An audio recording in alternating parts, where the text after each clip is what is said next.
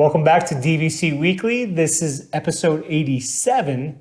My name is James Sternapulding. I'm the broker of Buy and Sell DVC. I'm here with Scott Ferrioli. I can't. Okay. So we have a lot of fun beforehand and everything. We were chatting for a while. I'm just still laughing and smiling at the previous conversations. I'm the owner of DVC-Rental.com and BuyandSellDVC.com. And today is October 5th, 2022. Your 11-month window is going to be September 5th, 2023. And the 7-month window is going to be May 5th, 2023. As always, DVC-Rental. Remember the dash to save the cash. BuyandSellDVC.com, Instagram, Facebook, YouTube, Twitter, TikTok. You can find us anywhere. Be sure to hit the like button. Be sure to hit the subscribe button. And we're going to go right into the buy and sell side of things. And the question is, when should I apply for financing? And the reality of it is, you can, whatever you're comfortable with, you can apply for financing right away, before you make an offer on a property, when you're just checking things out. You can apply for financing after you've reached an agreement with the seller. Because I will tell you, the transaction it's almost like if you make an offer today and, let's just say the offer is made before, 1 p.m. or something, we can typically get a hold of the seller right away. The seller can answer. Let's just say you reach an agreement that day. You're going to get the agreement that day. You can send it to most people use Vacation Club Loans or Monera Financial. You send it to them, and let's say it's a Wednesday, they're probably going to give you an answer by Thursday on what your choices are in regards to terms. So within 24 hours of buying a property, you're going to see the choices in front of you. You say, okay, this looks good. This is what I want to go with. You sign everything, return it. If for some reason, it just wasn't what you were expecting, you can send me an email and say, hey, the financing isn't what I thought it was going to be. You can go ahead and put this property back on the market for the seller so you can find a new buyer. So, it's whatever you're comfortable with, but you can definitely contact financing, after you've reached an agreement with the seller. Now, I will say, I would recommend that you do find out if you're planning on financing right after you reach an agreement with the seller. But sometimes it does happen where, I send an email to the buyer and I say, hey, you just waived.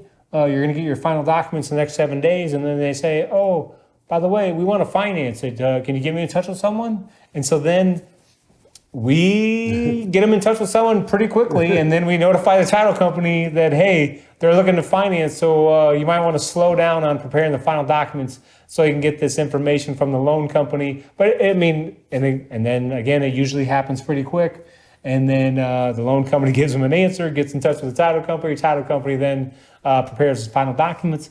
But, that I wouldn't recommend waiting until it waives. I would definitely do it, in the beginning, so you know what's going on. The closing company knows what's going on. We know what's going on. So, but it's a simple process. And I will tell you this, if you say, hey, I want you to send it to Monera and I want you to send it to Vacation Club Loans, I want to get information on both companies. Competition is a good thing. We have no issue with that. We're in a great relationship with Monera, with Vacation Club Loans. We can send that email. It's usually Sam at Monera, Debbie at Vacation Club Loans. Send the email, and again, you'll get your answer very quickly. It's smooth, it's easy, it's seamless, really. And honestly, it's really why you want to use somebody who specializes in Disney vacation clubs, because they know what they're doing and they know who to send it to. They know the names of the people. There are a lot of other companies out there that don't focus on DVC, they sell Hyatt and Marriott and all those other Blue Green, all those other places, and they don't have the experience that somebody like Jason has. I mean, it's if you're going with another company that's not buy and sell DVC, definitely use somebody whose main focus is Disney Vacation Club, because it'll be much, much smoother for you. Yeah, and I mean, you want the relationships, lined up. The title company, the loan company, everything lined up, so you can get your answers quickly and everything can run smoothly. And now we're on to the food review of the week. Roll the magic. Roll the magic. Come here, I'm gonna eat you! Get in my belly! So for today's food review, I am back at Yak and Yeti, and we're going to discuss what I had last time. I had the Korean beef, and I'm pretty sure I've had this before, and I think I keep tricking myself into having this. It's not bad by any means. It's wok fried beef, peppers, onions, pineapple, and Korean barbecue sauce for $23.99.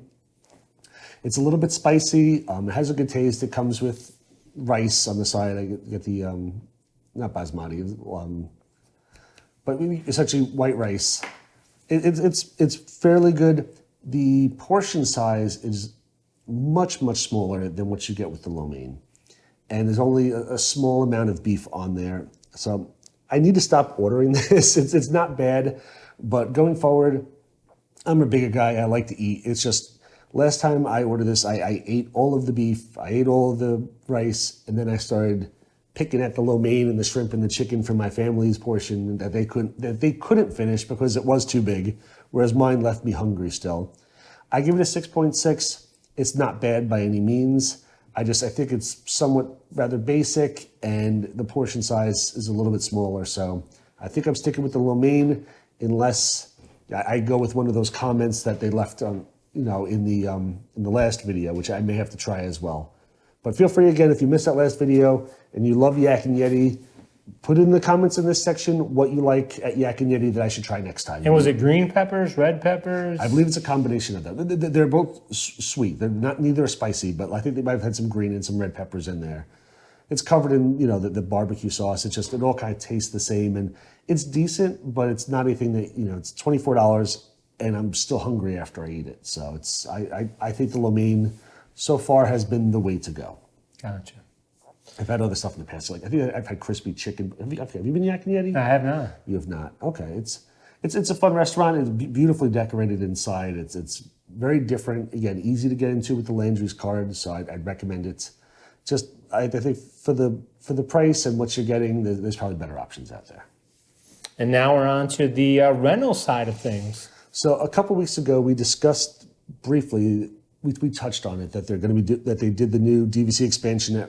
They were doing the new DVC expansion at Poly. They just finished the Grand Floridian. So if you could build your dream DVC resort, what would it include? Now I have a couple things on mine. I know I'm kind of springing this on you a little bit, but I'll if you want to think about it, I picture taking some of the stuff they have at Vero Beach. I think they have a lot of things at Vero Beach just because it's kind of isolated and you need to have more activities. Like they have a miniature golf, a 9-hole miniature golf course at Vero Beach. Relatively inexpensive to run, it's small. I would love to have that at a regular Walt Disney World resort. As well as Vero Beach has, ping pong table, they have a billiards table. Riviera has some small little bocce courts, but I put down pickleball for you because I know you're a big pickleball fan. I mean, I'm just trying to think of what other stuff I'd like to take from different resorts to build this amazing resort. I'm going to tell you though, the people are not going to like pickleball. It's going to be too loud for people. Is it? I mean, it's just too loud. People don't. We put on the far end of the resort the pickleball courts, past the on the other side of the parking lot. Maybe the pickleball courts. But I'm telling you, if the people at the pool can hear the pickleball, it's not going to be good. I mean, I like the idea, but I'm just, there's. Sorry. Go on. I've got a couple things. Also, just it needs to have great dining, a great table service restaurant, and great counter service restaurants. I have on here larger shopping like they have at the Contemporary. Like Bay Lake Tower has no shopping inside. Once you go over to Contemporary, though, via the attached bridgeway, there's a ton of shopping there, ton of, whether it's snacks and desserts and stuff that they have. They also have a bunch of different shops, and there's a lot of stuff over there. And so it's got to have great shopping. It's got to have a really good kids club. Can you think of it? I also think it should have a nice gym and a jogging trail. I mean, I wrote down that, if we dream, I would want it to have the studios like the Poly. I wrote that down. Okay. I want to have the studios like the Poly. The two bathrooms. Yeah. It just seems, and the pull down bed and sleeping 5. Definitely the studios need to sleep 5 because a lot of them sleep 4. The ones in more demand a lot of times. People have 5. They want the studios that sleep 5. So And of course, I want the real refrigerator. I want the real microwave. Yes.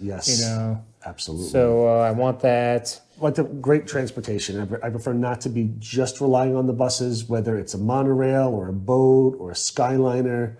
It should have some sort of extra, I put this in quotes, fun transportation, because it's fun taking those things. It's not fun taking the bus. The bus is not fun.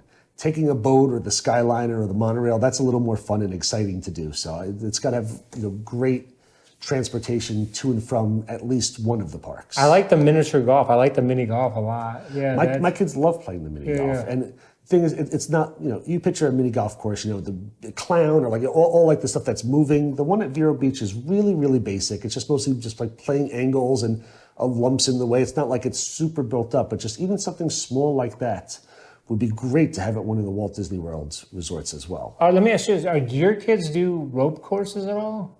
No, we've never done a rope course. Maybe that's already something that's come and gone already, because we went through a phase where when we go on a cruise, the cruise ship would have rope courses. They'd have one for you had to be a certain height or weight, and there was the kids, and we went through, like, my kids would just go on the rope course all week, and then I know there was one indoor ropes course at Andretti's. There's one by Bass Pro. I know I don't like now. My kids we haven't been to a rope course in a while. Now I don't know if that's like somebody might be listening to this and say, Jason, that was so 5 years ago. I don't know, but if rope courses are still around, like, to me, I mean, again, I guess you'd have to charge some type of money for the rope course, because you're going to have workers there, strapping the kids in and stuff. But that would be a nice activity to have at the resort, to have that ropes course. That's not a bad idea. Also, you mentioned the cruise ships. I picture having the rock climbing wall there. You have, again, I'm picturing the ropes, and if you tie it up and you got somebody who could, taking care of the children, a ropes course with like a rock climbing wall is a nice option. Yeah, because then all of a sudden that's going to become, the resort that people love to go to if their kids are between ages, say, 6 and 14 or something. That's going to be, we got, what are we going to do there when we're not at the parks? Oh, they got the ropes course, they got the mini golf, they got the, would you just say was bocce, ping pong, the climbing the wall? What am I? Rock climbing. Rock climbing. Thank you. So, and then, I would like to have, I guess I know that you want fine dining. I'm not a big fine dining guy. Okay, I don't need like expensive dining. I just want good food. Like. Because I guess I would want to make sure it has a pizza, like Blaze Pizza or something. That's a great option. Again, that's more of like counter service, which I agree. Like a great, inexpensive, $15 and under counter service option, like a Blaze Pizza, some sort of pizza oven type thing, is a great choice as well. I like that. I definitely like that. I don't need like a super expensive, dinner, starting at $75 per person, because that's truthfully not how my family dines. I don't need a super expensive restaurant, but just a good, solid restaurant that has good food, and then something a little less pricey, as well as for grab it and go sit at your own table, and not have to have a waiter or server and super expensive. But yeah, having like because none of them have that besides Disney Springs, having some sort of like a Blaze Pizza place or some sort of option where you're making your own pizza and they cook it right there in front of you is a really nice option for a resort. I could definitely get on board with that. And then I'm also thinking that I would have no grand villas there. Ooh, okay. And is there a reason? Well, I mean, because when I said the thing about the Poly is, they have. I mean, obviously it's probably a bad example, but they just had the studios and the bungalows. Mm-hmm. So then you have really all the owners are competing for the studios because nobody wants to use the bungalows. It requires an amount of points. Yeah. So I was just, I don't want it to. I feel like. If everyone's competing for studios, 1 bedrooms and 2 bedrooms, it works out more for availability.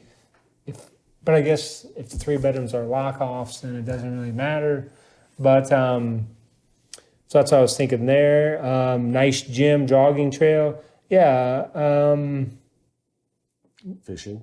Oh, yes. What if... I knew that was going to get him. What if, what if... if you look at the water...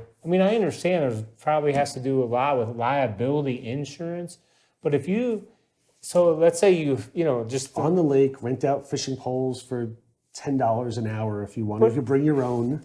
But I mean, this, I don't want to ramble, but like Disney at the golf courses, they rent out golf clubs, right? And I don't know if they still do this, but then after so many years, they sell those golf clubs, to the cast members. Oh, okay. Like they'll have an auction and you can buy golf clubs. Like I bought a set, back in, say, 1999, and they're still selling the set at a premium price, even though it's been rented out. So let's say you have this body of water, and of course there's bass in like everywhere in Florida. So you take, then you have, let's say you have a fleet of 10 kayaks, right? I need to bring kayaks into it. So you have a fleet of 10 kayaks. These people, they have to wear a life vest, and they can go out. And obviously that's going to cost money. It's not going to be a free service, but they could run out money, and people could, None